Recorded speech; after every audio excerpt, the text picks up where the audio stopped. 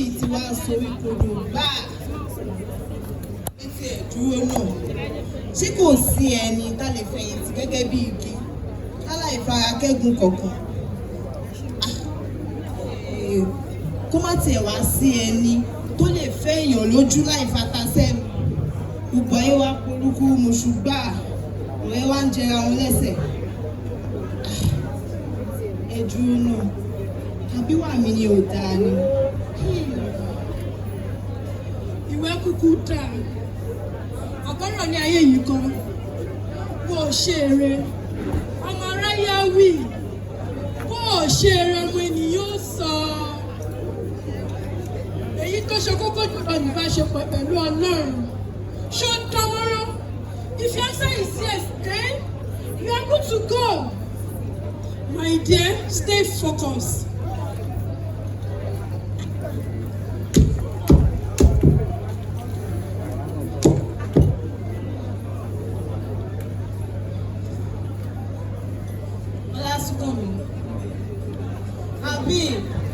Are we still on this? I thought I said we should let it slide. Slide what? Miriam, slide what? You're watching GboahTv. Kindly subscribe to our YouTube channel for more videos.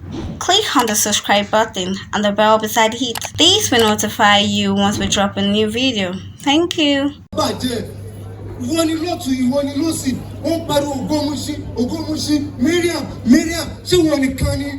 Even those who have my personal number are calling me. I'm sick and tired of this. Fine.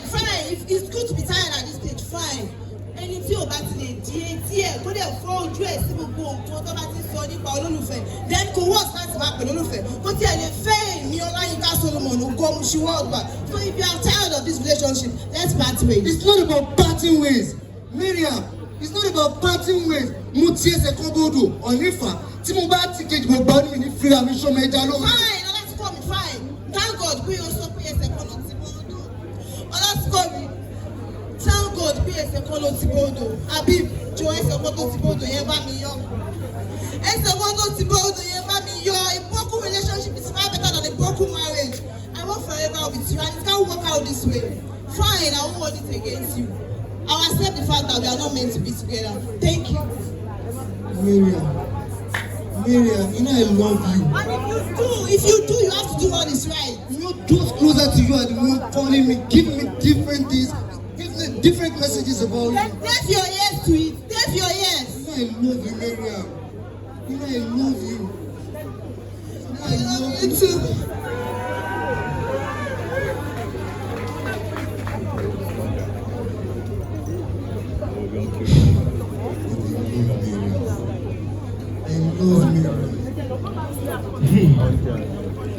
Oh, le fait Miriam. Oh, le fait Miriam. Miriam ló fẹ́ fẹ́. Miriam tó jẹ́ pé ojúmọ́ kan ogun kan ni. Ó gbóná bí ẹlẹ́gùn ṣọ̀pọ̀nà. Ṣọ̀pọ̀nà ó gbóná. Ẹlẹ́gùn rẹ̀ gangan ló gbóná. Wo tó o bá dọ̀rù. Ojú àárígbòrù. Tó o bá tún wá padà proceed. Àfàìmọ̀ kí ojú ẹ má fi ẹlẹ̀ wọ̀. Oh, le fait Miriam. Tó bá jẹ́ èmi nìwọ ni màá fẹ́ Miriam. Nítorí ènìyàn kan ló gbé kòkòrò gbódò kó tó di òṣàkúlẹ̀ ẹ̀bọ. Miriam is not at her worst. She's a woman with an heart of gold. She's loving, she's caring, she's smart, intelligent, inquisitive, beautiful, and most of all, a sweet lover. Do you think you want to lose that kind of woman? Because of what people are saying. Oh, why are you 36? Ayé tó máa sọ pé Adékún. Tó tún máa ní Adé òkú mọ́. Ayé àná ọmọ náà yà nàgbàlagbà sájìlì jìnnì. Ayé tó ń fẹnu bá tẹni tẹ́ tó tún fẹnu tún tẹni ṣe. You now want to listen to them. Tó bá jẹ́ èmi nìwọ ni, mi ní ìrọ́pẹ́ méjì kí tó fẹ́ Miriam. Ó bá fẹ́ Miriam. Fẹ́ Miriam. Má fẹ́ Miriam. Fẹ́ Miriam. Má fẹ́ Miriam. Fẹ́ Miriam. Má fẹ́ Miriam. Má fẹ́ Miriam. Ẹ pàtẹ́wọ́ fún ọkùnrin sí i. Ọ̀rẹ́ mi, kí ló ṣẹlẹ̀? Mo bá dé. Mo dẹ̀ pín ẹ̀ mọ́ pín ẹ̀ ṣó fẹ́ dáhùn ni. Ọ̀rọ̀ mo bá fẹ́ sọ ní kò Ó tún ti sẹ̀.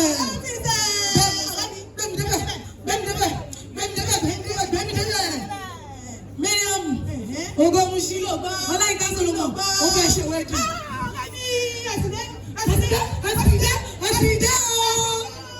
Ẹ̀sìn burúkú. Ní ọmọ bí táwọn bí ọmọkùnrin ìwà wọ́n sì fi iná sórí òrùlé sùn. Mariam lọ́fẹ́ a ní ní nọ́mbà wọn o. a lè rí ṣé o tiẹ̀ wá rí èyí tó jẹ́ pàmàmbarì òun ni pé ṣé orí wẹ́dìnì wọn ò máa ṣọ. ó ti dá wọn ò máa ṣọ wọn mú kélé. a máa débẹ̀ ṣé orí Mariam ó lájà wọn gádàtà màmá pé ọmọ mi kan tó wà ní òkè kúnyá òun kò máa pè màmá ní kó lọ bí ẹ̀mú ẹ̀ wọ́n ní kó lọ sọ fún pé òun kò ní fámílì o bàbá òun ti kú o.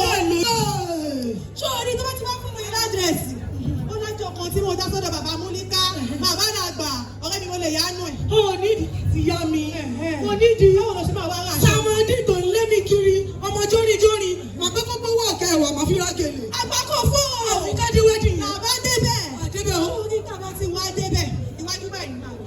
tí mọ́nà bá ti kọ nǹkan ní kó fẹ́ kọ yẹn. ó ṣe ọlọ́run ọ̀bọ̀jú mi jẹ́.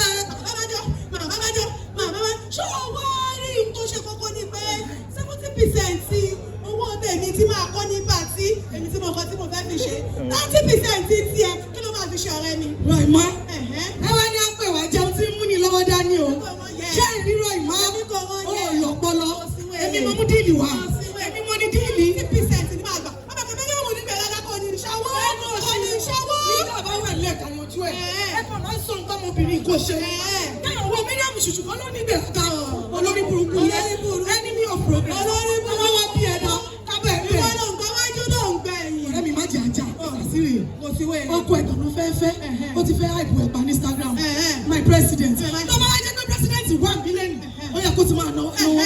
ṣé o rí wọn ní dọ́là àti rólò máa ń ná. yẹ́bà ó yẹ ti ná tí wọ́n ń sìn. bẹ́ẹ̀ni ìdè ọ̀rọ̀ òdùn ní sábó. ibẹ̀ láti wá lọ ṣe. wọ́n ní ti president ní ẹ̀bá wà bílẹ̀nì. àlòyé kó ti máa ná wà lọ́wọ́. bílẹ̀nì ọ̀rẹ́ rẹ̀ kó ti máa ná wà lọ́wọ́. àmọ̀ tí ó bá ná wa á ní bínú.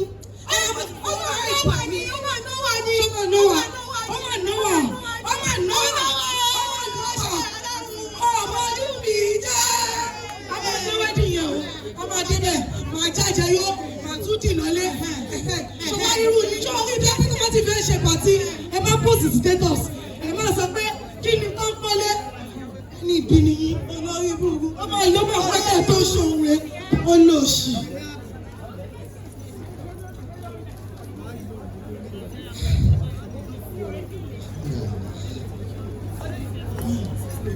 Hi darling. Abib tèmi nìkan. Ogo Mushin ọmọ èmi Olayinka Ogo Mushin wọ́ọ̀dù. ó pọ̀ sẹ́. Ogo tó ní fusion. ó pọ̀ kẹ̀. Karamu alájà. ó pọ̀ bẹ́ẹ̀. Èjìká bẹ́ẹ̀bẹ̀. Ọkọ mi máa tún púpọ̀. Jẹ́ púpọ̀ yẹn máa lọ sókè. Èmi agbá máa bí wọ́n tà yókù sí wọn lára. Ọkọ máa dán ìyàwó má bínú orí Mr. President. Forever is the deal, baby. Ó pọ̀. Àló pọ̀ sẹ́. Àwọn olórí burúkú tó ti ní afún wọn lóṣù mẹ́ta afún wọn lóṣù mẹ́fà wọ́n máa tó náà àwọn jáde sí wọ́n bá wọn aṣọ dúdú. Àwọn ọdún kan is for what? Is for forever. Ẹyin tẹ́sí ògbọ́pọ̀ mi máa lé mi jáde sí yín bàjẹ́. Aṣọ dúdú ni a máa ṣàbọ̀ a máa ṣe kí ni a tún máa ṣọ̀pọ̀ lọ́pọ̀ ọdún forever. I love you darling. Every day, every night, during summer, during winter, bójú bá ń rọ̀, bóun bá ń rọ̀, ìwọ ṣáni ẹni bí ọkàn. Òjò lè máa rọ̀, ilẹ̀ lè máa ṣú.